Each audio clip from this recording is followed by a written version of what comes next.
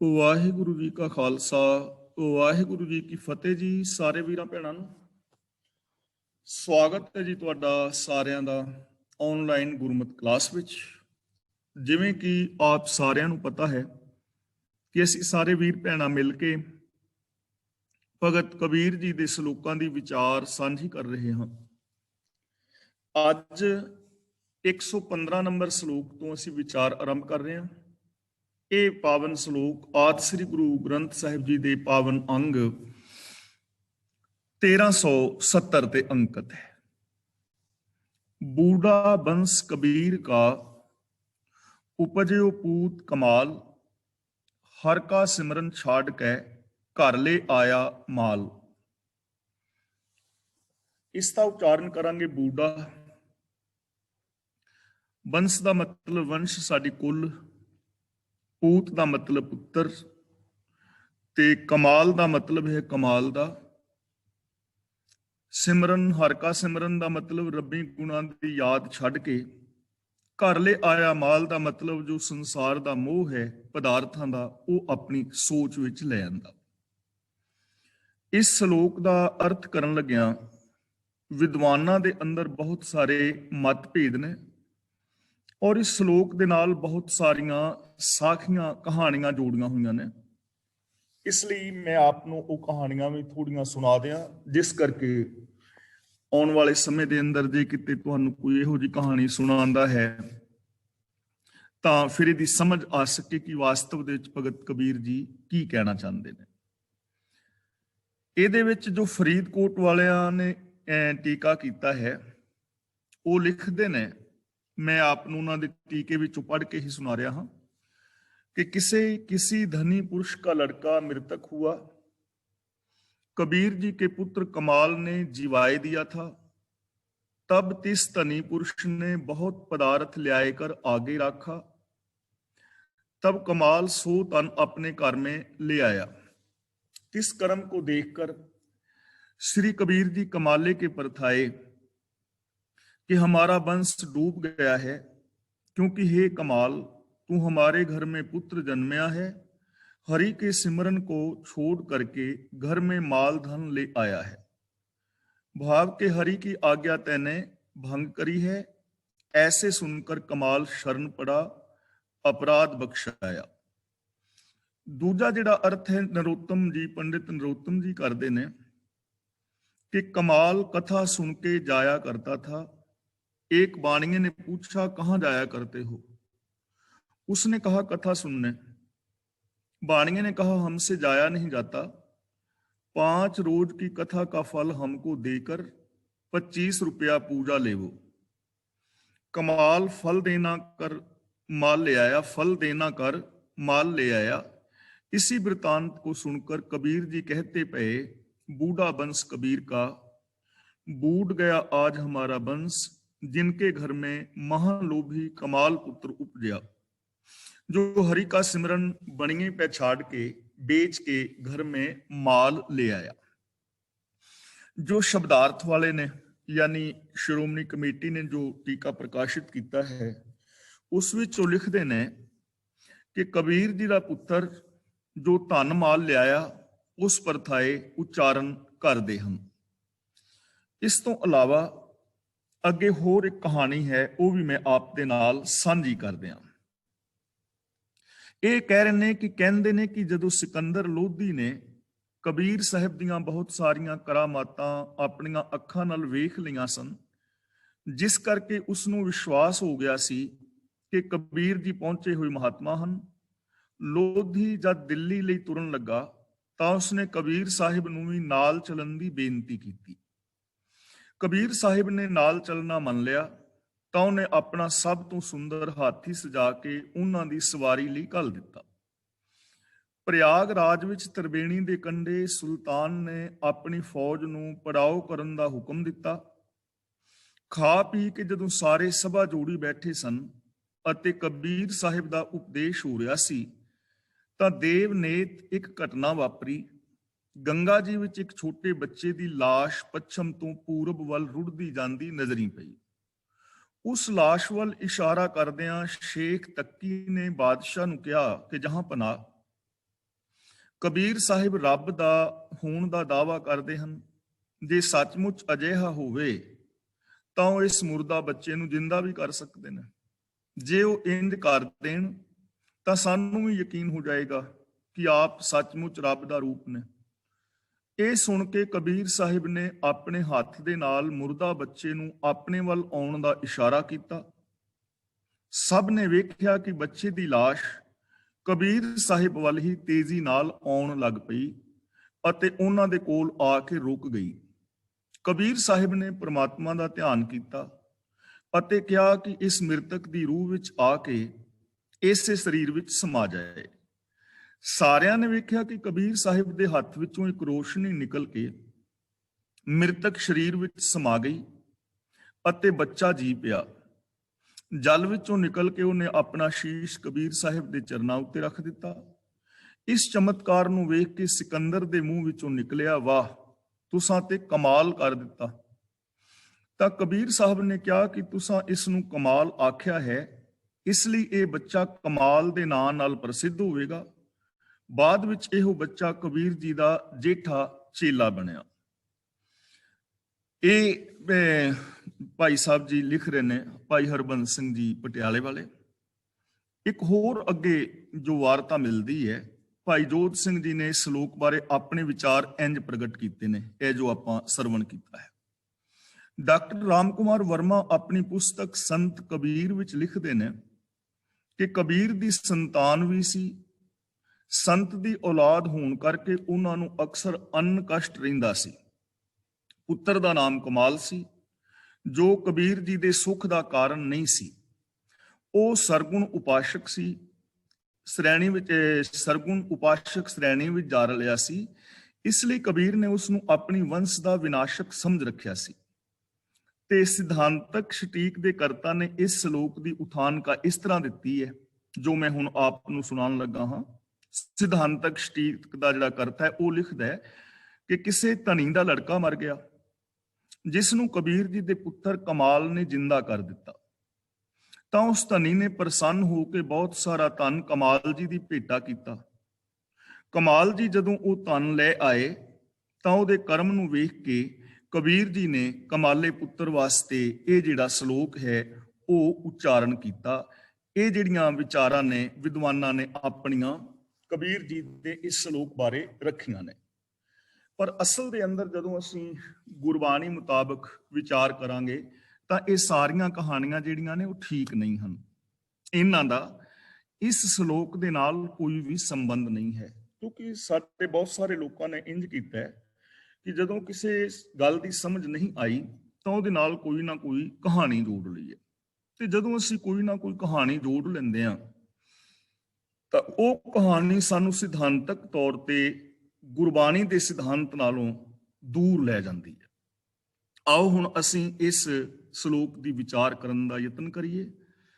ਭਾਈ ਸਾਹਿਬ ਸਿੰਘ ਜੀ ਜੋ ਲਿਖਦੇ ਨੇ, ਬੂਢਾ ਦਾ ਮਤਲਬ ਡੁੱਬ ਗਿਆ, ਬੰਸ ਦਾ ਮਤਲਬ ਖਾਨਦਾਨ। ਹੁਣ ਇੱਥੇ ਖਾਨਦਾਨ ਕਿਹੜਾ ਹੈ? ਕੰਨ, ਅੱਖਾਂ, ਜ਼ਬਾਨ, ਯਾਨੀ ਜੋ ਗਿਆਨ ਇੰਦਰੇ, ਕਰਮ ਇੰਦਰੇ ਨੇ, ਇਹਨਾਂ ਦੀ ਗੱਲ ਕਰ ਰਹੇ ਨੇ। ਉਪਜਿਓ ਪੂਤ ਕਮਾਲ, ਇੱਥੇ ਪੂਤ ਦਾ ਮਤਲਬ ਪੁੱਤਰ ਹੈ ਤੇ ਉਹ ਪੁੱਤਰ ਕਿਹੜਾ ਹੈ? ਮਨ। ਕਮਾਲ ਦਾ ਮਤਲਬ ਕਮਾਲ ਦਾ। ਹੁਣ ਇਹ ਕਮਾਲ ਸ਼ਬਦ ਦੋ ਤਰ੍ਹਾਂ ਵਾਸਤੇ ਵਰਤਿਆ ਜਾਂਦਾ ਹੈ, ਇਹ ਚੀਜ਼ ਨੂੰ ਧਿਆਨ ਦੇ ਨਾਲ ਵੇਖਣਾ ਹੈ। ਇੱਕ ਤਾਂ ਕਮਾਲ ਸ਼ਬਦ ਵਰਤਿਆ ਜਾਂਦਾ ਹੈ ਵੰਡਰਫੁਲ ਵਾਸਤੇ, ਤੇ ਇੱਕ ਕਮਾਲ ਜਦੋਂ ਕੋਈ ਮਾੜਾ ਕਰਮ ਵੀ ਕਰੇ ਨਾ ਉਦੋਂ ਵੀ ਉਹਨੂੰ ਇੰਜ ਕਹੀਦਾ, ਯਾਰ ਤੂੰ ਕਮਾਲ ਕਰਨਾ ਪਿਆ, ਤੈਨੂੰ ਪਤਾ ਨਹੀਂ ਪਿਆ ਇਸ ਟੋਏ ਦੇ ਵਿੱਚ ਡਿੱਗਿਆ ਮੌਤ ਹੋ ਜਾਏਗੀ, ਕਮਾਲ ਕਰਨ ਡਿਆ ਤੂੰ, ਟੋਇਆ ਪੁੱਟੀ ਬੈਠਾ ਰਾਹ ਦੇ ਵਿੱਚ। ਯਾਨੀ ਇਹਦਾ ਮਤਲਬ ਕਿ ਕੋਈ ਗਲਤ ਕਰਮ ਕਰਨ ਵਾਸਤੇ ਵੀ ਅਸੀਂ ਇਸ ਚੀਜ਼ ਨੂੰ ਵਰਤਦੇ ਹਾਂ। ਤਾਂ ਇੱਥੇ ਉਹੀ ਚੀਜ਼ ਵਰਤੀ ਗਈ ਹੈ ਕਿ ਮੇਰਾ ਜਿਹੜਾ ਵੰਸ਼ ਹੈ ਉਹ ਡੁੱਬ ਗਿਆ ਹੈ। ਯਾਨੀ ਜਿਹੜਾ ਵੀ ਬੰਦਾ ਸੱਚ ਨਾਲੋਂ ਟੁੱਟੇਗਾ, ਜਿਹਦੀ ਸੋਚ ਦੇ ਅੰਦਰ ਵਿਕਾਰ ਪੈਦਾ ਹੋ ਜਾਣਗੇ, ਉਹਦੇ ਇਹ ਗਿਆਨ ਇੰਦਰੀ ਆਦਿਕ ਵੰਸ਼ ਡੁੱਬ ਜਾਏਗਾ। ਕਬੀਰ ਬੂढ़ा ਬੰਸ ਕਬੀਰ ਕਾ ਉਪਜਿਓ ਪੂਤ ਕਮਾਲ, ਯਾਨੀ ਮੇਰੇ ਅੱਖ, ਕੰਨ, ਨੱਕ ਆਦਿਕ ਸਾਰੇ ਹੀ ਗਿਆਨ ਇੰਦਰੀਆਂ ਦਾ ਟੋਲਾ ਵਿਕਾਰਾਂ ਦੇ ਵਿੱਚ ਡੁੱਬ ਗਿਆ ਜਾਣੋ। ਕਿਉਂਕਿ ਮੇਰਾ ਮਨ ਜਿਹੜਾ ਹੈ ਕਮਾਲ ਦਾ ਪੁੱਤਰ ਪੈਦਾ ਹੋਇਆ ਹੈ, ਭਾਵ ਕਿ ਇਹ ਉਲਟੇ ਰਾਸਤੇ ਤੇ ਚੱਲ ਪਿਆ ਹੈ। ਤੇ ਉਹ ਉਲਟਾ ਰਾਸਤਾ ਕਿਹੜਾ ਹੈ? ਹਰ ਕਾ ਸਿਮਰਨ ਛਾੜ ਕੇ। ਇੱਥੇ ਸਿਮਰਨ ਦਾ ਮਤਲਬ ਹੈ ਰੱਬੀ ਗੁਣਾਂ ਦੀ ਯਾਦ। ਸਤ, ਸੰਤੋਖ, ਦਇਆ, ਧਰਮ, ਧੀਰਜ, ਗਿਆਨ, ਵਿਰਾਗ, ਨਿਮਾਨਤਾ, ਨਿਰਭੈਤਾ, ਨਿਰਵੈਰਤਾ, ਇਨਸਾਨੀਅਤ ਆਦਿਕ ਜੋ ਰੱਬੀ ਗੁਣ ਨੇ, ਅਸਲ ਦੇ ਅੰਦਰ ਬੰਦੇ ਨੇ ਉਹਨਾਂ ਨੂੰ ਆਪਣੀ ਯਾਦ ਦੇ ਅੰਦਰ ਟਿਕਾਣਾ ਹੈ। ਉਸ ਗੁਣਾਂ ਦੀ ਯਾਦ ਨੂੰ ਛੱਡ ਦਿੱਤਾ ਹੈ। ਘਰ ਲੈ ਆਇਆ ਮਾਲ, ਇੱਥੇ ਮਾਲ ਦਾ ਮਤਲਬ ਹੈ ਦੁਨਿਆਵੀ ਮੋਹ, ਵਿਕਾਰ ਆਦਿਕ, ਤੇ ਇੱਥੇ ਘਰ ਦਾ ਮਤਲਬ ਹੈ ਸੋਚ, ਹਿਰਦਾ, ਸੋਚ, ਮੈਂਟੈਲਿਟੀ। ਕਿ ਮੇਰੇ ਮਨ ਦੇ ਅੰਦਰ ਜਾਂ ਜਿਸ ਤੇ ਵੀ ਮਨ ਦੇ ਅੰਦਰ ਵਿਕਾਰ ਪੈਦਾ ਹੋ ਗਿਆ, ਮੋਹ ਆਦਿਕ ਪੈਦਾ ਹੋ ਗਿਆ, ਔਰ ਉਹਨੇ ਰੱਬੀ ਗੁਣਾਂ ਨੂੰ ਆਪਣੀ ਸੋਚ ਵਿੱਚੋਂ ਕੱਢ ਦਿੱਤਾ। ਜਿਹੜਾ ਮਨ ਆਪਣੀ ਸੋਚ ਅੰਦਰ ਅਵਗੁਣਾਂ ਨੂੰ ਲੈ ਆਏਗਾ, ਉਹਦੇ ਗਿਆਨ ਇੰਦਰੇ, ਉਹਦਾ ਜੀਵਨ ਸਾਰੇ ਦਾ ਸਾਰਾ ਵਿਕਾਰਾਂ ਦੇ ਵਿੱਚ ਡੁੱਬ ਜਾਏਗਾ। ਤਾਂ ਜੇ ਅਸੀਂ ਚਾਹੁੰਦੇ ਹਾਂ ਕਿ ਸਾਡਾ ਜੀਵਨ ਵਿਕਾਰਾਂ ਵਿੱਚ ਨਾ ਡੁੱਬੇ, ਸਾਡਾ ਸਮਾਜ ਵਿਕਾਰਾਂ ਵਿੱਚ ਨਾ ਡੁੱਬੇ, ਤਾਂ ਹਰ ਬੰਦੇ ਨੂੰ ਰੱਬੀ ਗੁਣਾਂ ਨੂੰ ਆਪਣੀ ਯਾਦ ਦੇ ਅੰਦਰ ਟਿਕਾਣਾ ਚਾਹੀਦਾ ਹੈ। ਘਰ ਦਾ ਮਤਲਬ ਹੈ ਸਾਡੀ ਮੈਂਟੈਲਿਟੀ, ਸਾਡੀ ਸੋਚ, ਕਿਉਂਕਿ ਜੋ ਕੁਝ ਸੋਚ ਦੇ ਅੰਦਰ ਹੋਏਗਾ ਉਹੀ ਚੀਜ਼ ਬੋਲਾਂ ਚੋਂ ਔਰ ਉਹ ਚੀਜ਼ ਵਿਹਾਰ ਦੇ ਵਿੱਚੋਂ ਹੀ ਪ੍ਰਗਟ ਹੋਏਗੀ।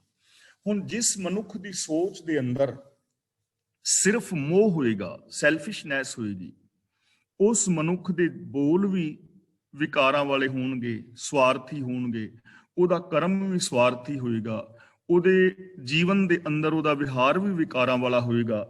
ਇਸ ਤਰ੍ਹਾਂ ਉਹਦਾ ਸਾਰੇ ਦਾ ਸਾਰਾ ਜੀਵਨ ਹੀ ਵਿਕਾਰਾਂ ਦੇ ਵਿੱਚ ਡੁੱਬ ਜਾਏਗਾ। ਤਾਂ ਜੋ ਵੀ ਕਹਾਣੀਆਂ ਇਸ ਸ਼ਲੋਕ ਦੇ ਨਾਲ ਜੋੜੀਆਂ ਗਈਆਂ ਨੇ ਉਹ ਨਿਰਰਥਕ ਨੇ। ਉਹਨਾਂ ਕਹਾਣੀਆਂ ਦਾ ਇਹਨਾਂ ਸ਼ਲੋਕਾਂ ਦੇ ਨਾਲ, ਇਸ ਸ਼ਲੋਕ ਦੇ ਨਾਲ ਕੋਈ ਵੀ ਸੰਬੰਧ ਨਹੀਂ ਹੈ। ਇਸ ਲਈ ਜਦੋਂ ਵੀ ਗੁਰਬਾਣੀ ਦੇ ਅਰਥ ਭਾਵਾਂ ਨੂੰ ਪੜ੍ਹੋ ਤਾਂ ਜਿੱਥੇ ਵੀ ਤੁਹਾਨੂੰ ਕੋਈ ਕਹਾਣੀ ਮਿਲਦੀ ਹੈ ਤਾਂ ਉਸ ਨੂੰ ਗੁਰਬਾਣੀ ਦੀ ਕਸਵੱਟੀ ਤੇ ਪਰਖ ਜ਼ਰੂਰ ਲਓ ਕਿ ਇਹ ਕਹਾਣੀ ਠੀਕ ਹੈ ਜਾਂ ਗਲਤ ਹੈ।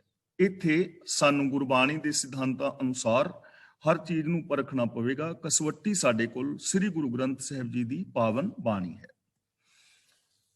ਅਗਲਾ ਬਚਨ ਕਰਦੇ ਨੇ, ਕਬੀਰ ਸਾਧੂ ਕੋ ਮਿਲਨੇ ਜਾਈਐ, ਸਾਥ ਨਾ ਲੀਜੈ ਕੋਏ, ਪਾਛੈ ਪਾਉ ਨਾ ਦੀਜੀਐ, ਆਗੇ ਹੋਏ ਸੋ ਹੋਏ। ਇੱਥੇ ਸਾਧੂ ਦਾ ਮਤਲਬ ਕੋਈ ਚੋਲੇ ਵਾਲਾ, ਡੇਰੇ ਵਾਲਾ ਬਾਬਾ ਨਹੀਂ ਹੈ। ਸਾਧੂ ਦਾ ਮਤਲਬ ਹੈ ਗੁਰੂ। ਸਾਥ ਨਾ ਲੀਜੈ ਕੋਏ ਦਾ ਮਤਲਬ ਇਹ ਨਹੀਂ ਕਿ ਕਿਸੇ ਨੂੰ ਨਾਲ ਨਹੀਂ ਲੈ ਕੇ ਜਾਣਾ, ਨਾਲ ਤੁਸੀਂ ਜਿੰਨਿਆਂ ਨੂੰ ਮਰਜ਼ੀ ਲੈ ਕੇ ਜਾਓ, ਸਗੋਂ ਨਾਲ ਲੈ ਕੇ ਜਾਣਾ ਚਾਹੀਦਾ।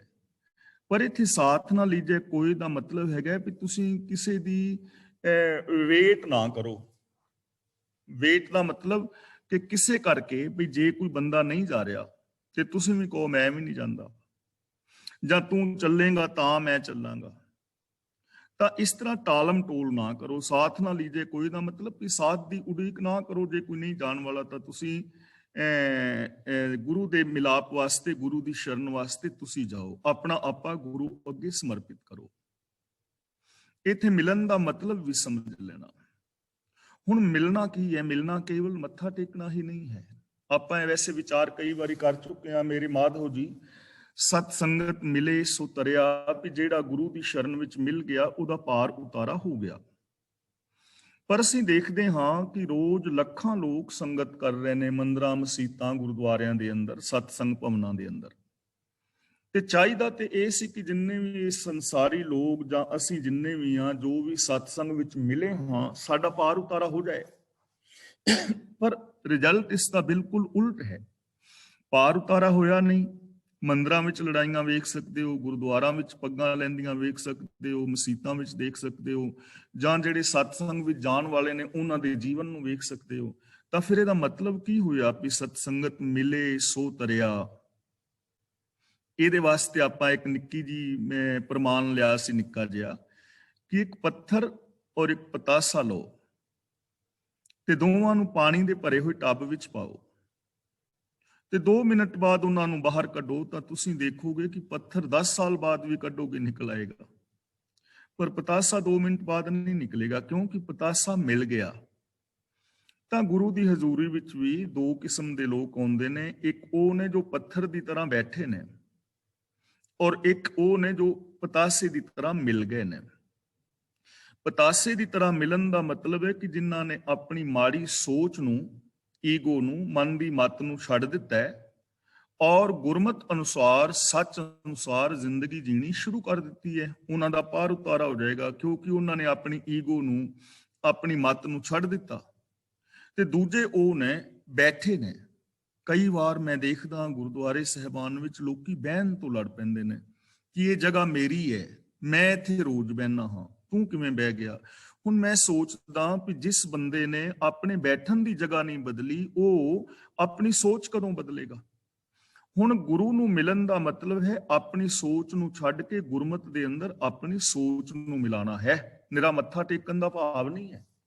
ਔਰ ਯਾਦ ਰੱਖਣਾ, ਜੇ ਕੋਈ ਮੱਥਾ ਟੇਕਦਾ ਹੈ ਲੇਕਿਨ ਉਹ ਗੁਰੂ ਦੇ ਬਚਨਾਂ ਨੂੰ ਨਹੀਂ ਮੰਨਦਾ, ਗੁਰਬਾਣੀ ਤੇ ਵਿਸ਼ਵਾਸ ਨਹੀਂ ਹੈ, ਆਪਣੇ ਜੀਵਨ ਨੂੰ ਨਹੀਂ ਬਦਲਦਾ, ਤਾਂ ਗੁਰੂ ਜੀ ਨੇ ਪਾਵਨ ਬਾਣੀ ਵਿੱਚ ਬਚਨ ਕੀਤਾ ਹੈ, ਉਸ ਨੂੰ ਸੁਖ ਨਾ ਉਪਜੈ, ਭਾਵੇਂ 100 ਗੇੜਾ ਆਵੋ ਜਾਓ, ਭਾਵੇਂ ਸੈਂਕੜੇ ਗੇੜੇ ਲਾਓ। ਜੇ ਗੁਰਮਤਿ ਆਸ਼ੇ ਅਨੁਸਾਰ ਜ਼ਿੰਦਗੀ ਨਹੀਂ ਤਾਂ ਜੀਵਨ ਦੇ ਅੰਦਰ ਸੁਖ ਪੈਦਾ ਨਹੀਂ ਹੋਏਗਾ। ਤਾਂ ਗੁਰੂ ਜੀ ਇੱਥੇ ਸਾਨੂੰ ਸਮਝਾਉਣਾ ਚਾਹੁੰਦੇ ਨੇ ਕਿ ਜੇ ਗੁਰੂ ਨੂੰ ਮਿਲਣ ਵਾਸਤੇ ਜਾਣਾ ਹੈ ਤਾਂ ਕਿਸੇ ਦੀ ਇੰਤਜ਼ਾਰ ਨਾ ਕਰੋ, ਸਾਥ ਨਾ ਲੀਜੇ ਕੋਈ ਦਾ। ਇੱਥੇ ਭਾਵ ਨਿਕਲੇਗਾ ਕਿਸੇ ਦੀ ਇੰਤਜ਼ਾਰ ਨਾ ਕਰੋ। ਪਾਛੈ ਪਾਉ ਨਾ ਦੀਜੀਐ, ਆਗੇ ਹੋਏ ਸੋ ਹੋਏ। ਤਾਂ ਗੁਰੂ ਜੀ ਕਹਿੰਦੇ ਨੇ ਵੀ ਕਦੇ ਵੀ ਪਿੱਛੇ ਨੂੰ ਪੈਰ ਨਾ ਪਾਓ, ਅੱਗੇ ਜੋ ਕੁਝ ਹੋਵੇਗਾ ਉਹ ਹੋਏਗਾ। ਜੇ ਕੋਈ ਔਖਿਆਈ ਵੀ ਆਵੇ ਤੇ ਬੇਸ਼ੱਕ ਆਏ। ਇੱਥੇ ਦੋ ਭਾਵ ਨੇ। ਇੱਕ ਤਾਂ ਗੁਰੂ ਦੇ ਦੱਸੇ ਰਾਹਾਂ ਤੇ ਅਸੀਂ ਤੁਰਨਾ ਹੈ, ਇਸ ਚੀਜ਼ ਦੀ ਪਰਵਾਹ ਨਹੀਂ ਕਰਨੀ ਕਿ ਇਹ ਹੁਣ ਕੀ ਹੋਏਗਾ, ਯਾਨੀ ਸੱਚ ਦੇ ਰਾਹਾਂ ਤੇ ਤੁਰਿਆ ਰਿਜ਼ਲਟ ਕੀ ਨਿਕਲੇਗਾ। ਕਈ ਵਾਰ ਇੱਥੇ ਸਾਨੂੰ ਤਕਲੀਫ ਵੀ ਆ ਸਕਦੀ ਹੈ, ਫਾਈਨੈਂਸ਼ੀਅਲੀ ਪ੍ਰੋਬਲਮ ਆ ਸਕਦੀ ਹੈ, ਕਈ ਵਾਰ ਸਰੀਰਕ ਸੱਟ ਫੇਟ ਵੀ ਖਾਣੀ ਪੈ ਸਕਦੀ ਹੈ, ਜਾਂ ਹੋਰ ਵੀ ਕਈ ਕੁਛ ਹੋ ਜਾਂਦਾ ਨਾ। ਸੱਚ ਦੇ ਰਾਹਾਂ ਦੇ ਉੱਤੇ ਤੁਰਿਆ ਤੱਤੀ ਤਵੀ ਤੇ ਬਹਿਣਾ ਪੈ ਸਕਦਾ ਹੈ, ਆਰੇ ਦੇ ਨਾਲ ਚਿਰਨਾ ਪੈ ਸਕਦਾ ਹੈ। ਪਹਿਲੀ ਗੱਲ ਤਾਂ ਇਹ। ਤੇ ਦੂਜੀ ਗੱਲ ਇਹ ਹੈ ਕਿ ਪਾਛੇ ਪਾਉਣ ਨਾ ਦੀਜੀ, ਕਿ ਨੈਗੇਟਿਵ ਨਾ ਸੋਚੋ। ਆਗੇ ਹੋਏ ਸੋ ਹੋਏ ਦਾ ਮਤਲਬ ਪੋਜ਼ਿਟਿਵ ਸੋਚੋ, ਸਕਾਰਾਤਮਕ ਸੋਚੋ। ਕਦੇ ਵੀ ਪਿੱਛੇ ਪਾਸੇ ਨਾ ਜਾਓ, ਕਦੇ ਵੀ ਨੈਗੇਟਿਵ ਨਾ ਸੋਚੋ, ਆਪਣੇ ਅੰਦਰ ਇਨਫੀਰੀਓਰਿਟੀ ਕੰਪਲੈਕਸ ਨਾ ਆਉਣ ਦਿਓ, ਕਦੇ ਵੀ ਢੈਂਦੀ ਕਲਾ ਵਿੱਚ ਨਾ ਜਾਓ। ਗੁਰੂ ਜੀ ਨੇ ਪਾਵਨ ਬਾਣੀ ਵਿੱਚ ਵਚਨ ਕੀਤਾ ਹੈ, ਆਗਾਹੂ ਕੁਤਰਾਗ, ਪਿੱਛਾ ਫੇਰ ਨਾ ਮੋਢੜਾ, ਨਾਨਕ ਸਿੱਜ ਇਵੇਹਾ ਵਾਰ, ਬਹੁੜ ਨਾ ਹੋਵੀ ਜਨਮੜਾ। ਹੁਣ ਪਾਛੇ ਪਾਉਣ ਦਾ ਮਤਲਬ ਕੀ ਹੈ? ਕਈ ਵਾਰ ਅਸੀਂ ਕਹਿ ਦਿੰਦੇ ਹਾਂ ਕਿ ਸਾਡੇ ਤੋਂ ਇਹ ਕੰਮ ਨਹੀਂ ਹੋਣਾ, ਔਰ ਆਮ ਕਰਕੇ ਕਿਹਾ ਵੀ ਜਾਂਦਾ ਹੈ ਕਿ ਬਾਣੀ ਅਨੁਸਾਰ ਕਿੱਥੇ ਚੱਲਿਆ ਜਾਣਾ ਹੈ ਜੀ, ਇਹ ਤਾਂ ਬਹੁਤ ਔਖਾ ਕੰਮ ਹੈ, ਬਾਣੀ ਤਾਂ ਸਮਝ ਨਹੀਂ ਆਉਣੀ, ਗੁਰਮਤਿ ਆਸ਼ੇ ਅਨੁਸਾਰ ਜ਼ਿੰਦਗੀ ਜੀਣੀ ਤਾਂ ਬਹੁਤ ਔਖੀ ਹੈ, ਰਹਿਤ ਰੱਖਣੀ ਬਹੁਤ ਔਖੀ ਹੈ। ਕਈ ਵਾਰ ਠੀਕ ਹੀ ਆਮ ਹੀ ਇਹ ਗੱਲਾਂ ਕਹੀਆਂ ਜਾਂਦੀਆਂ ਨੇ। ਪਰਿਵਾਰਕ ਜ਼ਿੰਦਗੀ ਵਿੱਚ ਅਸੀਂ ਬੱਚਿਆਂ ਨੂੰ ਕਹਿੰਦੇ ਹਾਂ, ਬੇਟੇ ਤੇਰੇ ਤੋਂ ਇਹ ਕੰਮ ਨਹੀਂ ਹੋਣਾ, ਤੂੰ ਨਾ ਇੰਜੀਨੀਅਰ ਬਣ ਗਿਆ, ਤੂੰ ਨਾ ਡਾਕਟਰ ਬਣ ਗਿਆ। ਕਰੀਬ 15 ਸਾਲ ਦੀ ਉਮਰ ਤੱਕ ਅਸੀਂ ਆਪਣੇ ਬੱਚਿਆਂ ਦੇ ਅੰਦਰ 1.5 ਲੱਖ ਵਾਰੀ ਨੈਗੇਟਿਵ ਸ਼ਬਦ ਪਾ ਦਿੰਦੇ ਹਾਂ। ਜਿਹੜੀ ਚੀਜ਼ ਨੂੰ ਅਸੀਂ 20-25 ਵਾਰੀ ਰਿਪੀਟ ਕਰੀਏ, ਉਹ ਸਾਡੇ ਸਬਕੌਨਸ਼ੀਅਸ ਮਾਈਂਡ ਦਾ ਹਿੱਸਾ ਬਣ ਜਾਂਦੀ ਹੈ। ਤੇ ਜੋ ਨੈਗੇਟਿਵਿਟੀ ਦੇ ਬਚਨ ਸਾਡੇ ਅੰਦਰ 1.5 ਲੱਖ ਵਾਰੀ ਪਾ ਦਿੱਤੇ ਗਏ ਹੋਣ, ਉਸ ਬੰਦੇ ਦਾ ਹਾਲ ਕੀ ਹੋਏਗਾ। ਤਾਂ ਇਹਦਾ ਭਾਵ ਹੈ ਕਿ ਨੈਗੇਟਿਵ ਨਾ ਸੋਚੋ।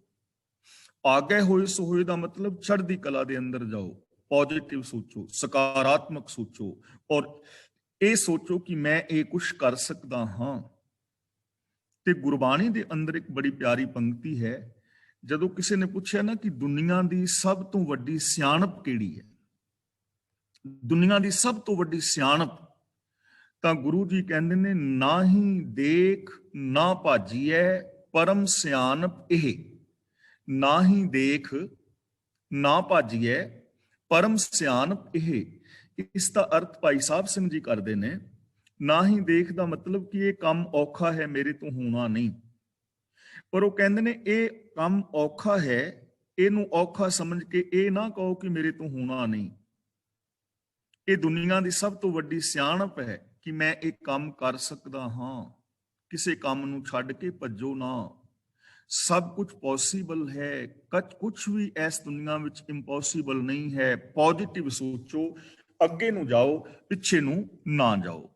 ਤਾਂ ਸਾਰੇ ਸ਼ਲੋਕ ਦਾ ਭਾਵ ਇਹ ਹੋਏਗਾ ਕਿ ਜੇ ਗੁਰੂ ਦੇ ਚਰਨਾਂ ਦੀ ਸ਼ਰਨ ਵਿੱਚ ਜਾਣਾ ਹੈ ਤਾਂ ਕਿਸੇ ਦੀ ਇੰਤਜ਼ਾਰ ਕਰਨ ਦੀ ਲੋੜ ਨਹੀਂ, ਪਿੱਛੇ ਨੂੰ ਪੈਰ ਨਹੀਂ ਧਰਨਾ, ਨੈਗੇਟਿਵ ਨਹੀਂ ਸੋਚਣਾ, ਸਕਾਰਾਤਮਕ ਸੋਚਣਾ ਹੈ ਔਰ ਚੜ੍ਹਦੀ ਕਲਾ ਦੇ ਵਿੱਚ ਜੀਵਨ ਬਿਤਾਉਣਾ ਹੈ।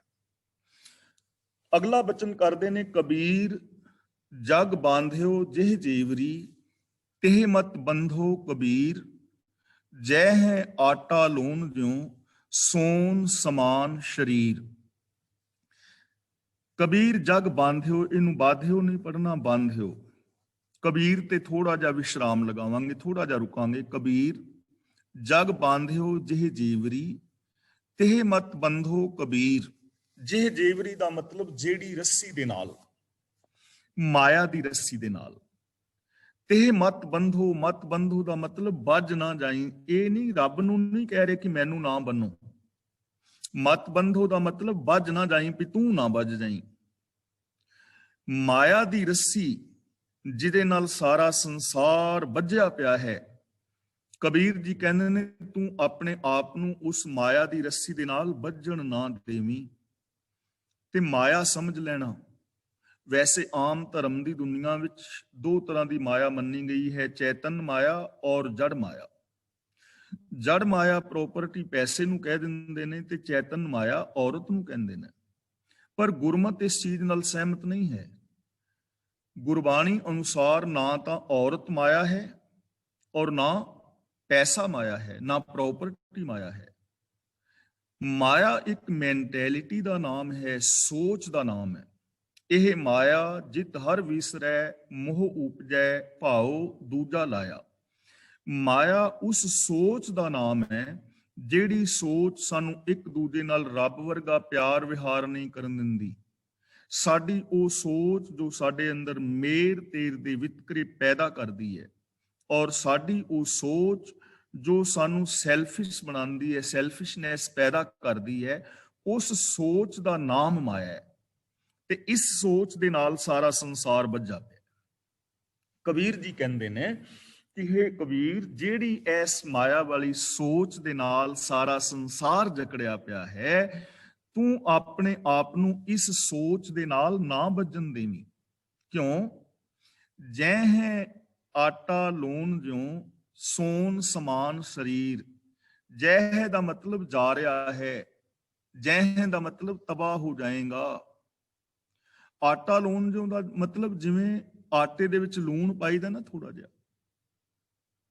ਸੋਨ ਸਮਾਨ ਸਰੀਰ, ਸੋਨ ਸਮਾਨ ਦਾ ਮਤਲਬ ਸੋਨੇ ਵਰਗਾ ਸਰੀਰ, ਸੋਨੇ ਵਰਗੀ ਜ਼ਿੰਦਗੀ ਤੇਰੀ ਇੰਝ ਚਲੀ ਜਾਏਗੀ ਜਿਵੇਂ ਆਟੇ ਵਿੱਚ ਲੂਣ ਹੁੰਦਾ, ਯਾਨੀ ਥੋੜਾ ਜਿਹਾ ਲੂਣ ਹੁੰਦਾ ਨਾ, ਉਹਦੀ ਕੋਈ ਕੀਮਤ ਨਹੀਂ ਹੁੰਦੀ ਲੂਣ ਦੀ, ਬੇਕਾਰ, ਵਿਅਰਥ, ਘੱਟ ਕੀਮਤ।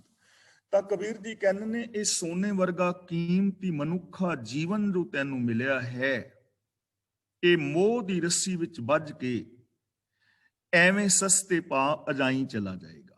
ਇੱਥੇ ਕਹਿ ਰਹੇ ਨੇ ਜੈ ਹੈ ਆਟਾ ਲੂਣ ਜੋ ਸੋਨ ਸਮਾਨ ਸਰੀਰ, ਤੇ ਦੂਜੀ ਜਗ੍ਹਾ ਤੇ ਭਗਤ ਕਬੀਰ ਜੀ ਨੇ ਸਾਨੂੰ ਸਮਝਾਇਆ ਹੈ, ਹੀਰੇ ਜੈਸਾ ਜਨਮ ਹੈ ਕੌਡੀ ਬਦਲੇ ਜਾਏ। ਉੱਥੇ ਕੌਡੀ ਔਰ ਇੱਥੇ ਲੂਣ ਕੀ ਹੈ, ਤੇ ਸੋਨ ਸਮਾਨ ਜਾਂ ਉੱਥੇ ਹੀਰਾ ਕੀ ਹੈ। ਦੇਖੋ, ਸਤ, ਸੰਤੋਖ, ਦਇਆ, ਧਰਮ, ਧੀਰਜ, ਨਿਰਭੈਤਾ, ਨਿਰਵੈਰਤਾ, ਇਨਸਾਨੀਅਤ ਆਦਿਕ ਇਹ ਗੁਣ ਹੀਰੇ ਨੇ, ਸੋਨਾ ਨੇ, ਸੋਨੇ ਵਰਗੇ ਕੀਮਤੀ ਨੇ। ਤੇ ਕਾਮ, ਕ੍ਰੋਧ, ਲੋਭ, ਮੋਹ, ਹੰਕਾਰ, ਆਸਾ, ਤ੍ਰਿਸ਼ਨਾ, ਚੁਗਲੀ, ਨਿੰਦਾ, ਝੂਠ, ਫਰੇਬ, ਚੋਰੀਆਂ, ਯਾਰੀਆਂ, ਬੇਈਮਾਨੀਆਂ, ਠੱਗੀਆਂ, ਪਹਿਨਾਮੀਆਂ, ਮੇਰ ਤੇਰ, ਝੂਠ, ਨਿੰਦਾ ਆਦਿਕ, ਲੜਾਈ, ਦੰਗੇ, ਫਸਾਦ, ਦਾਜ, ਦਹੇਜ, ਇਹ ਸਾਰਾ ਕੀ ਹੈ? ਇਹ ਕੌਡੀਆਂ ਨੇ ਜਾਂ ਲੋਨ ਇਹਨੂੰ ਕਹਿ ਰਹੇ ਨੇ। ਤਾਂ ਕਬੀਰ ਜੀ ਕਹਿ ਰਹੇ ਨੇ ਕਿ ਇਹਨਾਂ ਕੀਮਤੀ ਮਨੁੱਖਾ ਜਨਮ, ਜੇ ਇਹਨੂੰ ਤੂੰ ਮਾਇਆ ਵਾਲੀ ਸੋਚ ਦੇ ਨਾਲ ਬੰਨ ਲਵੇਂਗਾ ਤਾਂ ਇਹ ਤੇਰਾ ਜਿਹੜਾ ਜੀਵਨ ਹੈ ਬੇਕਾਰ ਔਰ ਵਿਅਰਥ ਚਲਾ ਜਾਏਗਾ। ਤੇਰੀ ਜ਼ਿੰਦਗੀ ਬਰਬਾਦ ਹੋ ਜਾਏਗੀ। ਨਾ ਤੇਰੇ ਆਪਣੇ ਜੀਵਨ ਵਿੱਚ ਸੁੱਖ ਪੈਦਾ ਹੋਏਗਾ, ਨਾ ਤੂੰ ਸੰਸਾਰ ਨੂੰ ਸੁੱਖ ਔਰ ਸ਼ਾਂਤੀ ਦੇ ਸਕੇਗਾ। ਇਸ ਲਈ ਜੇ ਅਸੀਂ ਚਾਹੁੰਦੇ ਹਾਂ ਕਿ ਸਾਡੀ ਜ਼ਿੰਦਗੀ ਦੇ ਅੰਦਰ ਸੁੱਖ ਸ਼ਾਂਤੀ ਆਵੇ ਤਾਂ ਇਸ ਸੋਚ ਤੋਂ ਉੱਚੇ ਉੱਠਣਾ ਚਾਹੀਦਾ ਹੈ। ਸਾਡੇ ਅੰਦਰ ਵਿਸ਼ਾਲ ਸੋਚ ਹੋਣੀ ਚਾਹੀਦੀ ਹੈ। ਔਰ ਇਹਨਾਂ ਬੰਧਨਾਂ ਤੋਂ ਸਾਨੂੰ ਆਜ਼ਾਦ ਹੋਣ ਦਾ ਯਤਨ ਕਰਨਾ ਚਾਹੀਦਾ ਹੈ। ਅਗਲਾ ਬਚਨ ਕਰਦੇ ਨੇ, ਕਬੀਰ ਹੰਸ ਉੱਡਿਓ ਤਨ ਗਾਡਿਓ ਸੋਝਾਈ ਸੈਨਾ, ਅਜਹੂ ਜਿਉ ਨਾ ਛੋਡਈ ਰੰਕਾਈ ਨੈਣਾ। ਇਸ ਸ਼ਲੋਕ ਦੇ ਅਰਥਾਂ ਵਿੱਚ ਵੀ ਥੋੜੇ ਬਹੁਤੇ ਮਤਭੇਦ ਵਿਚਾਰਾਂ ਵਿੱਚ ਹੈ ਨੇ, ਲੇਕਿਨ ਅਸੀਂ ਇੱਥੇ ਜੋ ਸਿਧਾਂਤਕ ਅਰਥ ਨੇ ਉਹਨਾਂ ਦੀ ਵਿਚਾਰ ਕਰਨ ਦਾ ਯਤਨ ਕਰਾਂਗੇ।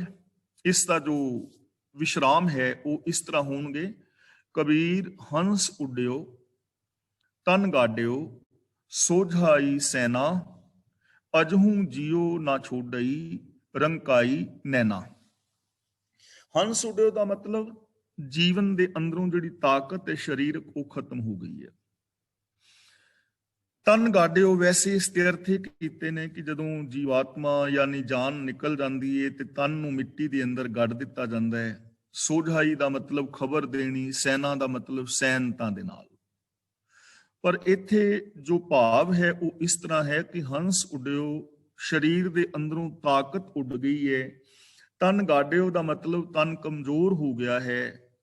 ਸੋਝਾਈ ਸੈਨਾ, ਸੋਝਾਈ ਦਾ ਮਤਲਬ ਸੋਝੀ ਖਬਰ ਦੇਣੀ, ਸੈਨਾ ਦਾ ਮਤਲਬ ਸੈਨਤਾ ਦੇ ਨਾਲ। ਇਹ ਬੰਦੇ ਦੀ ਮਾਨਸਿਕਤਾ ਦਰਸਾਈ ਗਈ ਹੈ ਕਿ ਬੰਦੇ ਦਾ ਸਰੀਰਕ ਬਲ ਖਤਮ ਹੋ ਗਿਆ ਹੈ, ਸਰੀਰ ਦੀ ਤਾਕਤ ਖਤਮ ਹੋ ਗਈ ਹੈ, ਸਰੀਰ ਕਮਜ਼ੋਰ ਹੋ ਗਿਆ ਹੈ। ਹੁਣ ਕੋਈ ਪਾਪ ਵਿਕਾਰ ਕਮਾ ਤੇ ਸਕਦਾ ਨਹੀਂ। ਹੁਣ ਆਸਾ ਤ੍ਰਿਸ਼ਨਾ ਨੂੰ ਪੂਰੀਆਂ ਕਰਨ ਵਾਸਤੇ ਭੱਜ ਦੌੜ ਤੇ ਨਹੀਂ ਕਰਦਾ, ਲੇਕਿਨ ਅੱਖਾਂ ਦੀਆਂ ਸੈਨਤਾਂ ਦੇ ਨਾਲ ਹੀ ਦੱਸੀ ਜਾ ਰਿਹਾ ਹੈ ਕਿ ਇਹ ਕਰ ਲੋ, ਉਹ ਕਰ ਲੋ। ਅੱਖਾਂ ਦੀਆਂ ਸੈਨਤਾਂ ਦੇ ਨਾਲ ਹੀ ਦੱਸੀ ਜਾ ਰਿਹਾ। ਜਿਵੇਂ ਆਮ ਹੁੰਦਾ ਨਾ, ਆਮ ਤੁਸੀਂ ਦੇਖੋ ਕਿ ਜਦੋਂ ਬੰਦਾ ਮੰਜੇ ਤੇ ਬਹਿ ਜਾਂਦਾ ਨਾ ਤੇ ਤੁਰਨ ਫਿਰਨ ਜੋਗਾ ਨਹੀਂ ਰਹਿੰਦਾ, ਤੇ ਫਿਰ ਬੰਦੇ ਦੀ ਜ਼ਿੰਦਗੀ ਵਿੱਚ ਇੱਕ ਹੰਕਾਰ ਰਹਿ ਜਾਂਦਾ ਹੈ।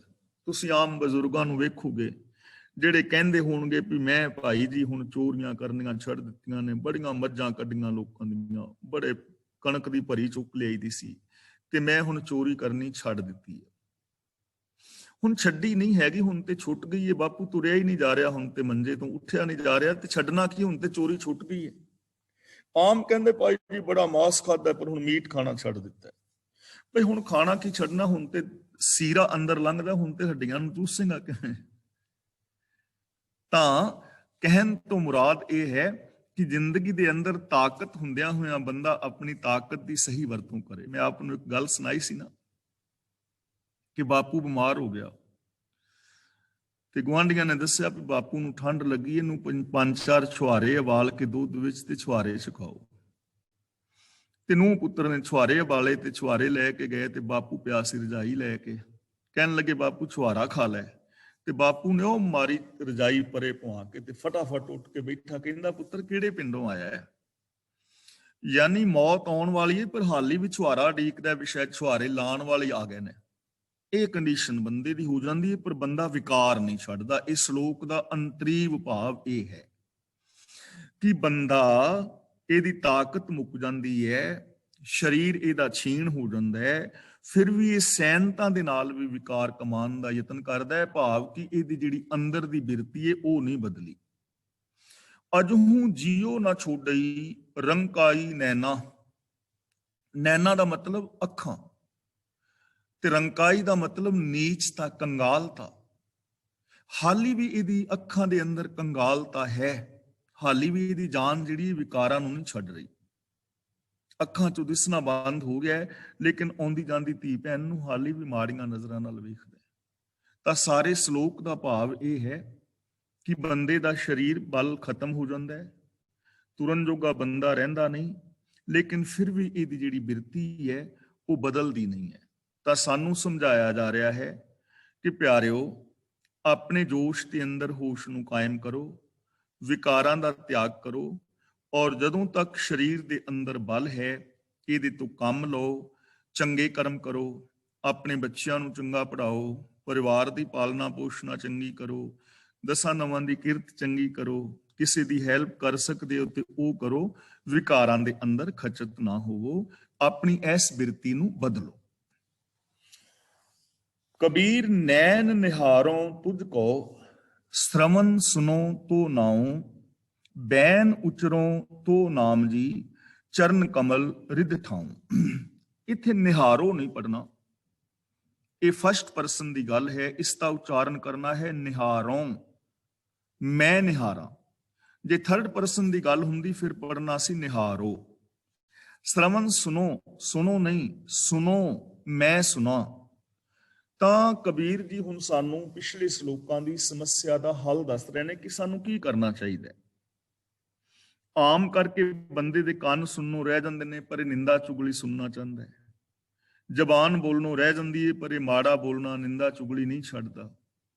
ਤਾਂ ਇੱਥੇ ਸਾਨੂੰ ਸਮਝਾ ਰਹੇ ਨੇ ਕਿ ਹੇ ਕਬੀਰ, ਮੈਂ ਚਾਹੁੰਦਾ ਹਾਂ ਕਿ ਨੈਣ ਨਿਹਾਰੋਂ ਤੁਝ ਕੋ, ਅੱਖਾਂ ਦੇ ਨਾਲ ਮੈਂ ਹਰ ਵਕਤ ਤੈਨੂੰ ਵੇਖਾਂ, ਅੱਖਾਂ ਦੀ ਕੰਗਾਲਤਾ ਛੱਡ ਦਿਆਂ।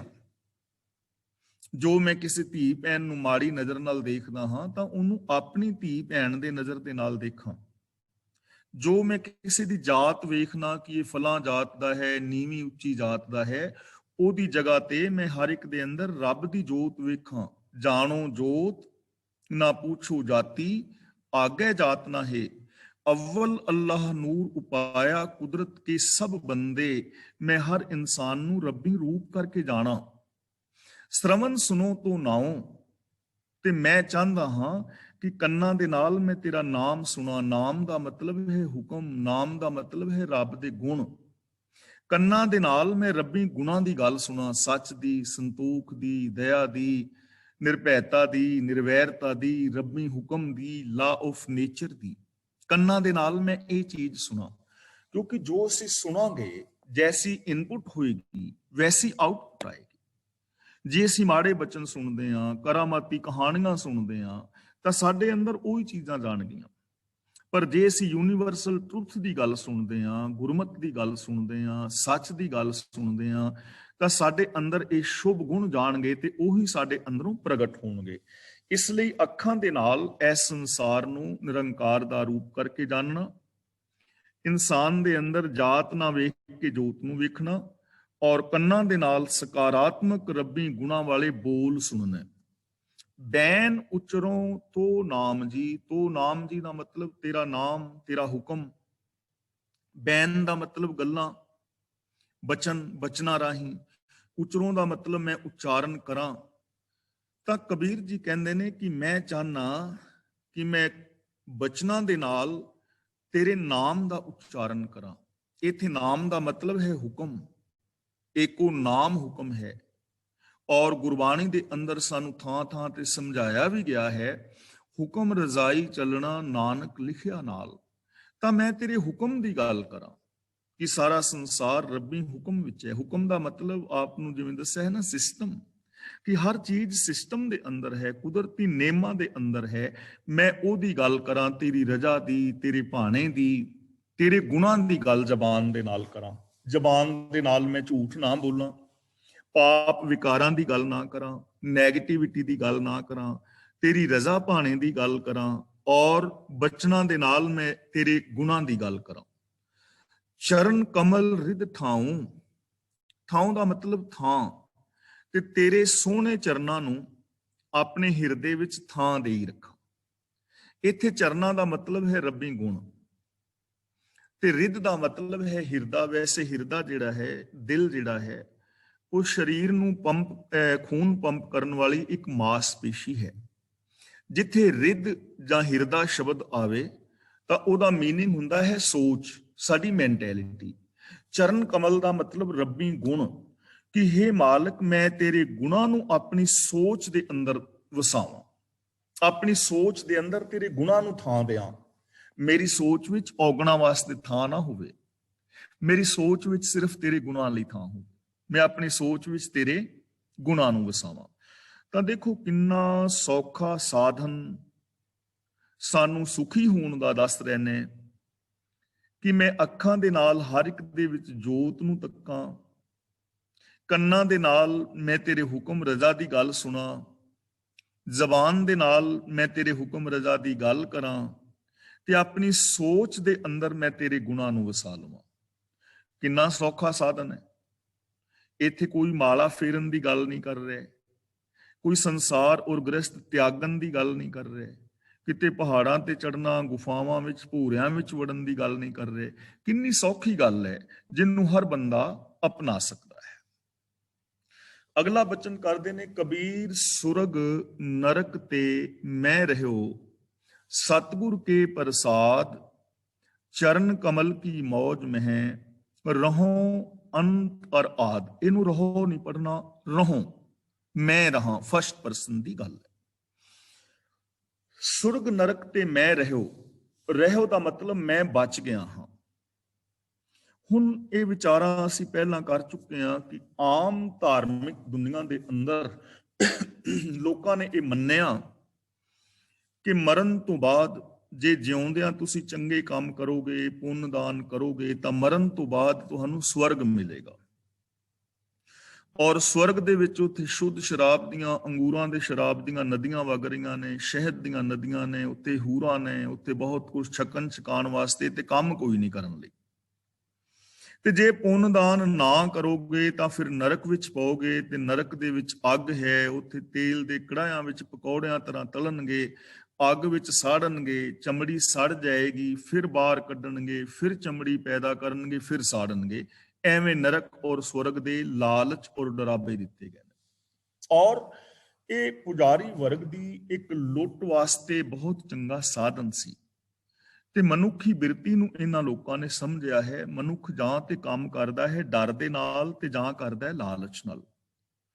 ਨਿੱਕੇ ਬੱਚੇ ਤੋਂ ਮਾਂ ਨੇ ਕੰਮ ਲੈਣਾ ਹੋਵੇ ਨਾ, ਤਾਂ ਮਾਂ ਕਹਿੰਦੀ ਹੈ ਬੇਟਾ ਮੈਨੂੰ ਗਲਾਸ ਫੜਾ, ਮੈਂ ਤੈਨੂੰ ਚਾਕਲੇਟ ਦਿਆਂਗੀ। ਤੇ ਚਾਕਲੇਟ ਦੇ ਲਾਲਚ ਨੂੰ ਬੱਚਾ ਗਲਾਸ ਫੜਾ ਦਿੰਦਾ ਹੈ। ਤੇ ਮਾਂ ਫਿਰ ਕਹਿੰਦੀ ਬੇਟਾ ਮੈਨੂੰ ਕੌਲੀ ਫੜਾ, ਮੈਂ ਤੈਨੂੰ ਚਾਕਲੇਟ ਦਿਆਂਗੀ। ਤੇ ਉਹ ਕਹਿੰਦਾ ਮੇਰੇ ਕੋਲ ਚਾਕਲੇਟ ਤੇ ਹੈ, ਮੈਂ ਨਹੀਂ ਫੜਾਂਦਾ। ਤੇ ਮਾਂ ਫਿਰ ਕਹਿੰਦੀ ਫੜਾਣਾ ਕਿ ਮੈਂ ਮਾਰਾਂ ਛਿੱਤਰ, ਚੁੱਕਾਂ ਮੈਂ ਛਿੱਤਰ। ਫਿਰ ਛਿੱਤਰ ਤੋਂ ਡਰਦਾ ਉਹ ਕੌਲੀ ਫੜਾਉਂਦਾ ਹੈ। ਤਾਂ ਇਹਦਾ ਮਤਲਬ ਬੰਦਾ ਜਾਂ ਤੇ ਕੰਮ ਕਰਦਾ ਹੈ ਲਾਲਚ ਨਾਲ, ਜਾਂ ਕਰਦਾ ਹੈ ਡਰ ਦੇ ਨਾਲ। ਤੇ ਇਹ ਬਿਰਤੀ ਬਚਪਨ ਤੋਂ ਹੀ ਬਣਦੀ ਪੱਕੀ ਹੋ ਜਾਂਦੀ ਹੈ। ਤੇ ਪੁਜਾਰੀ ਵਰਗ ਨੇ, ਜੋ ਲੁਟੇਰਾ ਵਰਗ ਸੀ, ਉਹਨਾਂ ਨੇ ਬੰਦੇ ਦੀ ਇਸ ਬਿਰਤੀ ਨੂੰ ਚੰਗੀ ਤਰ੍ਹਾਂ ਸਮਝਿਆ ਤੇ ਇਹਦਾ ਲਾਭ ਉਠਾਇਆ, ਤੇ ਬੰਦੇ ਨੂੰ ਲਾਲਚ ਦਿੱਤਾ ਕਿ ਜੇ ਤੁਸੀਂ ਦਾਨ ਪੁੰਨ ਕਰੋਗੇ ਤੇ ਸਵਰਗ ਮਿਲੇਗਾ। ਤੇ ਬੰਦੇ ਨੇ ਸਵਰਗ ਦੇ ਲਾਲਚ ਕਰਕੇ ਦਾਨ ਪੁੰਨ ਆਦਿਕ ਦਿੱਤਾ। ਫਿਰ ਕਿਹਾ ਜੇ ਨਾ ਦਿਓਗੇ, ਸਾਡੀ ਪੂਜਾ ਨਾ ਕਰੋਗੇ, ਫਿਰ ਨਰਕ ਵਿੱਚ ਪਾਓਗੇ। ਤੇ ਬੰਦੇ ਨਰਕਾਂ ਤੋਂ ਡਰਦੇ ਰਹੇ। ਕਬੀਰ ਜੀ ਨੇ ਨਰਕ ਔਰ ਸਵਰਗ ਦਾ ਡਰ ਜ਼ਿੰਦਗੀ ਚੋਂ ਕੱਢ ਦਿੱਤਾ। ਕਹਿਣ ਲੱਗੇ ਸੁਰਗ ਬਾਸ ਨਾ ਬਾਂਛੀਐ, ਡਰੀਏ ਨਾ ਨਰਕ ਨਿਵਾਸ, ਹੋਣਾ ਹੈ ਸੋ ਹੋਈ ਹੈ, ਮਨਹਿ ਨਾ ਕੀਜੈ ਆਸ। ਆਪਾਂ ਇਹ ਚੀਜ਼ਾਂ ਵਿਚਾਰ ਚੁੱਕੇ ਹਾਂ ਕਿ ਮਰਨ ਤੋਂ ਬਾਅਦ ਕੋਈ ਨਰਕ ਸਵਰਗ ਨਹੀਂ ਹੈ। ਇਹ ਜ਼ਿੰਦਗੀ ਵਿੱਚ ਹੀ ਨਰਕ ਔਰ ਸਵਰਗ ਹੈ। ਜੋ ਚੰਗੇ ਕੰਮ ਕਰਕੇ ਸੁਖੀ ਜ਼ਿੰਦਗੀ ਜੀਣੀ ਹੈ ਉਹ ਸਵਰਗ ਹੈ, ਤੇ ਮਾੜੇ ਕਰਮ ਕਰਕੇ ਦੁੱਖਾਂ ਵਾਲੀ ਜ਼ਿੰਦਗੀ ਜੀਣੀ ਹੀ ਨਰਕ ਹੈ। ਇਸ ਜੀਵਨ ਨੂੰ ਸਵਰਗ ਔਰ ਨਰਕ ਬਣਾਉਣਾ ਹੈ।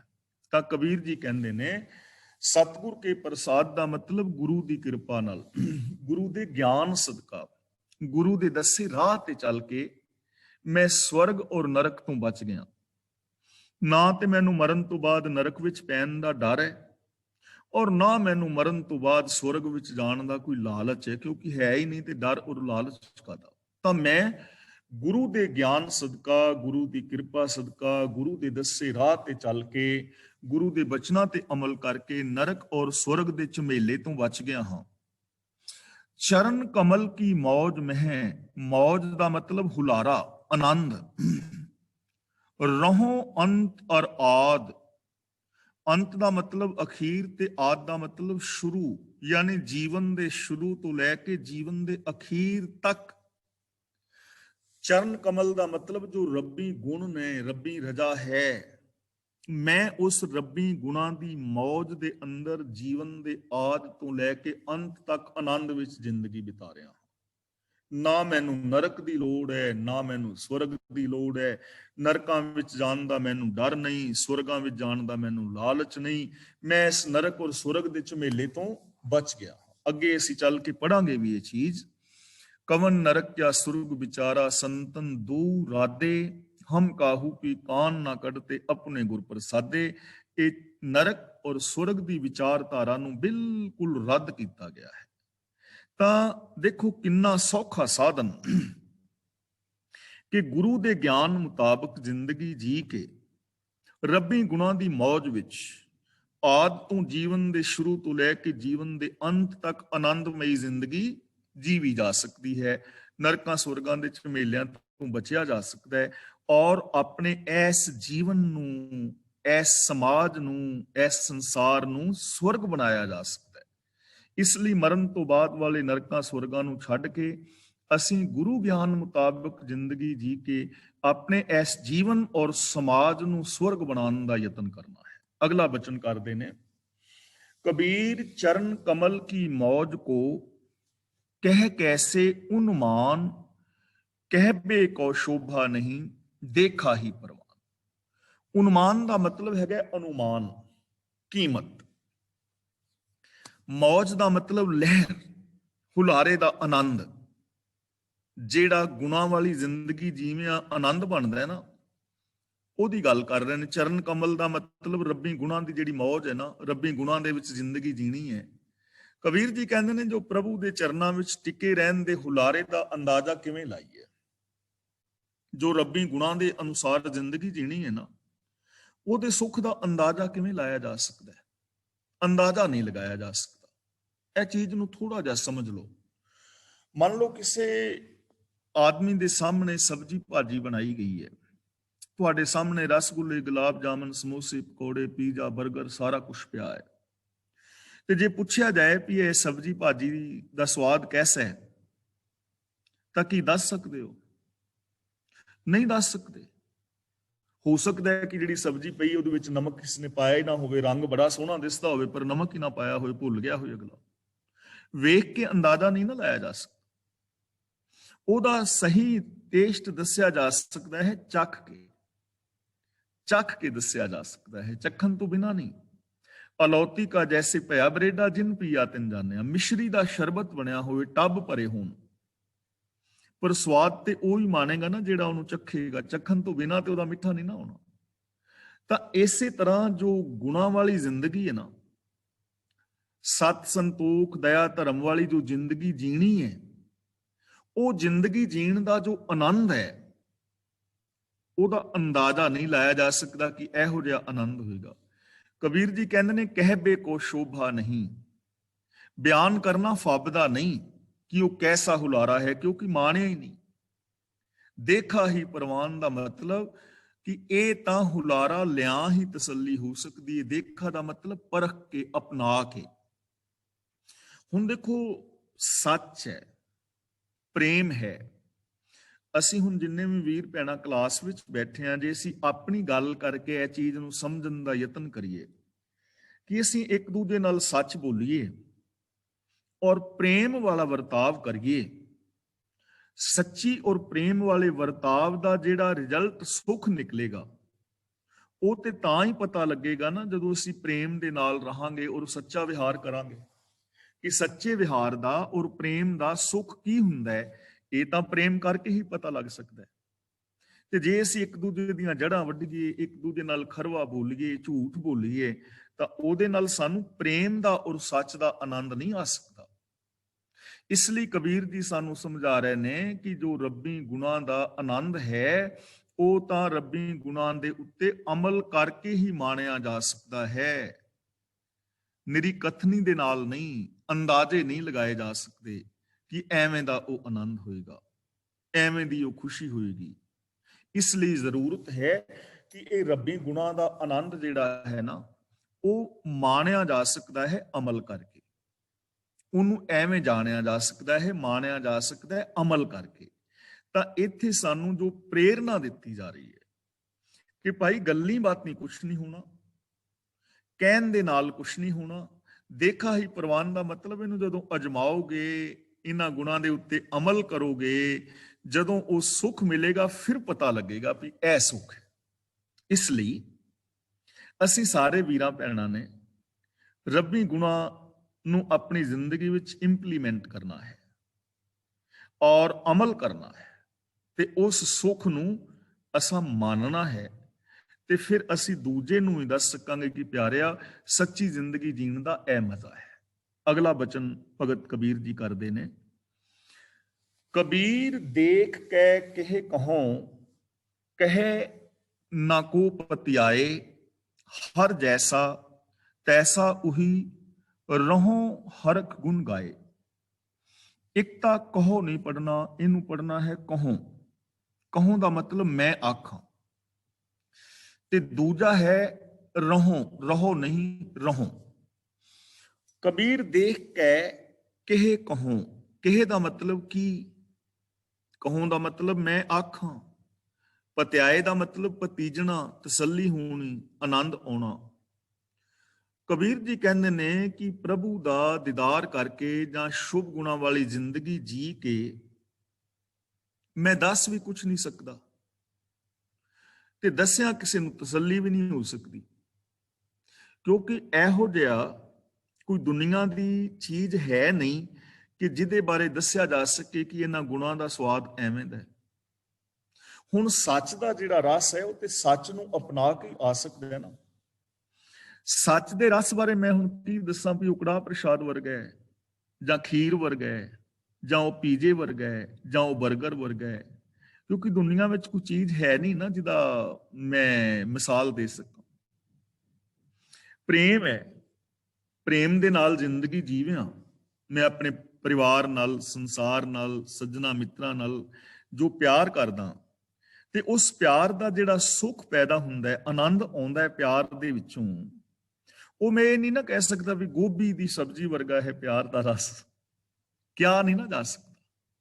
ਮੈਂ ਜੇ ਉਹਨੂੰ ਮਾਣਾ ਵੀ ਤਾਂ ਮੈਂ ਉਹਨੂੰ ਕਹਿ ਨਹੀਂ ਸਕਾਂਗਾ, ਤੇ ਜੇ ਮੈਂ ਕਹਾਂਗਾ ਤੇ ਕਹਿ ਨਾ ਕੋ ਪਤਿਆਏ, ਕਿਸੇ ਨੇ ਪਤੀਜਣਾ ਵੀ ਨਹੀਂ।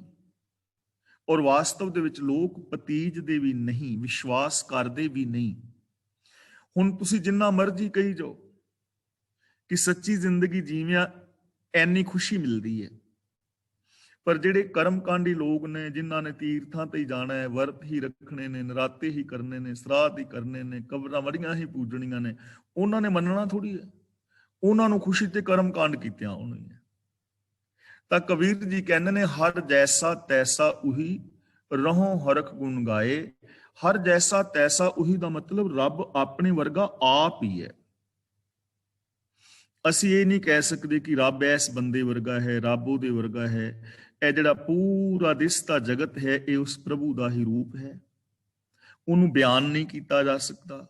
ਉਹ ਅਨੰਤ ਹੈ, ਰੂਪ ਨਾ ਰੇਖ ਨਾ ਰੰਗ ਕਿਛ, ਤ੍ਰਿਹ ਗੁਣ ਤੇ ਪ੍ਰਭ ਭਿੰਨ, ਨਿਰਗੁਣ ਸਰਗੁਣ ਆਪ ਹੀ ਆਪ ਹੈ। ਇਹ ਵਿਸ ਸੰਸਾਰ ਤੁਮ ਦੇਖਦੇ, ਇਹ ਹਰ ਕਾ ਰੂਪ ਹੈ, ਹਰ ਰੂਪ ਨਦਰੀ ਆਇਆ। ਤਾਂ ਉਹਦਾ ਅੰਤ ਨਹੀਂ ਅਸੀਂ ਪਾ ਸਕਦੇ। ਰਹੋਂ ਹਰਖ ਗੁਣ ਗਾਏ ਦਾ ਮਤਲਬ ਹੈ, ਰਹੋਂ ਦਾ ਮਤਲਬ ਮੈਂ ਟਿਕਿਆ ਰਹਾ, ਹਰਖ ਦਾ ਮਤਲਬ ਖੁਸ਼ੀ ਵਿੱਚ, ਕਿ ਮੈਂ ਤਾਂ ਉਸ ਪ੍ਰਭੂ ਦੇ ਗੁਣ ਗਾ ਕੇ ਖੁਸ਼ੀ ਦੇ ਅੰਦਰ ਹਮੇਸ਼ਾ ਟਿਕਿਆ ਹੋਇਆ ਹਾਂ। ਯਾਨੀ ਪ੍ਰਭੂ ਦਾ, ਪ੍ਰਭੂ ਦੇ ਸੰਸਾਰ ਦਾ ਅੰਤ ਨਹੀਂ ਪਾਇਆ ਜਾ ਸਕਦਾ। ਔਰ ਜੇ ਤੁਸੀਂ ਕੁਝ ਕਹੋਗੇ ਵੀ ਕਿ ਸ਼ੁਭ ਗੁਣਾਂ ਦਾ ਆਨੰਦ ਐਵੇਂ ਹੈ, ਤੇ ਹੋ ਸਕਦਾ ਹੈ ਲੋਕ ਨਾ ਪਤੀਜਣ, ਵਿਸ਼ਵਾਸ ਕਰਨ ਹੀ ਨਾ। ਤਾਂ ਕਬੀਰ ਜੀ ਕਹਿੰਦੇ ਨੇ ਕੋਈ ਵਿਸ਼ਵਾਸ ਕਰੇ ਨਾ ਕਰੇ ਇਹਦੇ ਨਾਲ ਕੋਈ ਲੈਣਾ ਦੇਣਾ ਨਹੀਂ ਹੈ।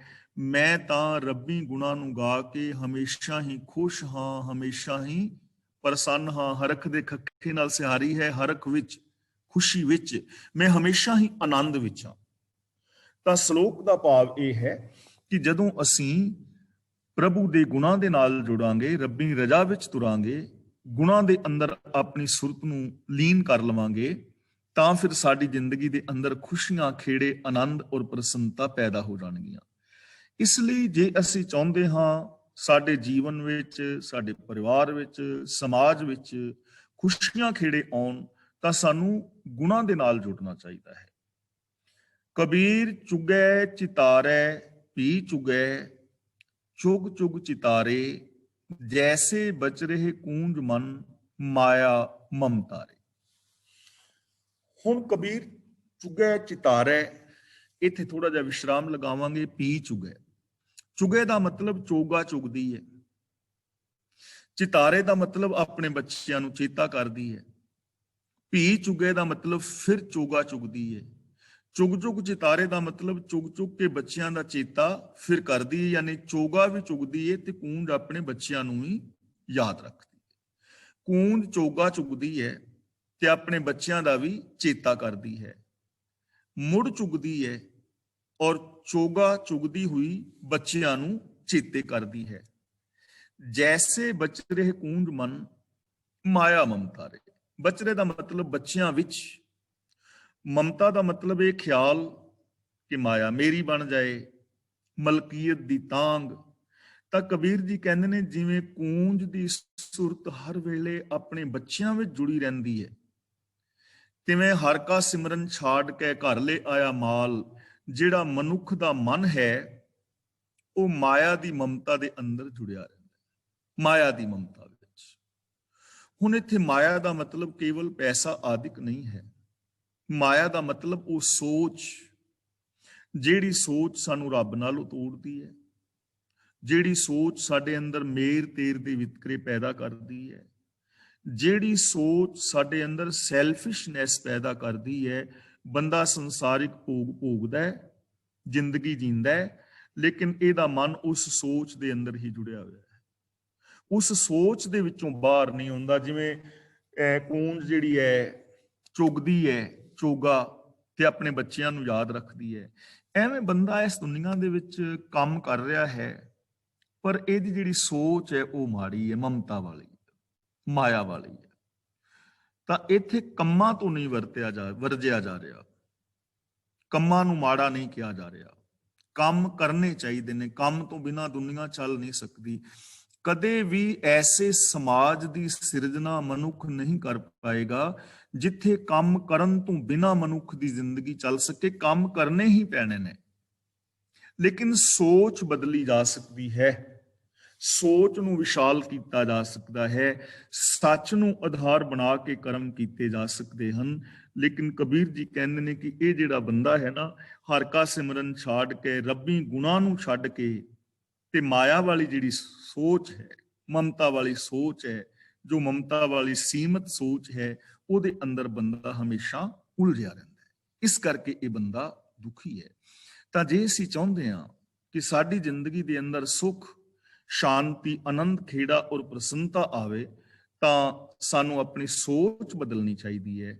ਸੱਚ ਨੂੰ ਆਧਾਰ ਬਣਾ ਕੇ ਮਨੁੱਖੀ ਫਰਜ਼ਾਂ ਨੂੰ ਪੂਰੇ ਕਰਨ ਦਾ ਯਤਨ ਕਰਨਾ ਚਾਹੀਦਾ ਹੈ, ਜਿਸ ਕਰਕੇ ਸਾਡਾ ਆਪਣਾ ਜੀਵਨ, ਪਰਿਵਾਰਕ ਜੀਵਨ ਔਰ ਇਹ ਸਮਾਜ ਔਰ ਸੰਸਾਰ ਜਿਹੜਾ ਹੈ ਉਹ ਸਵਰਗ ਹੋ ਸਕੇ।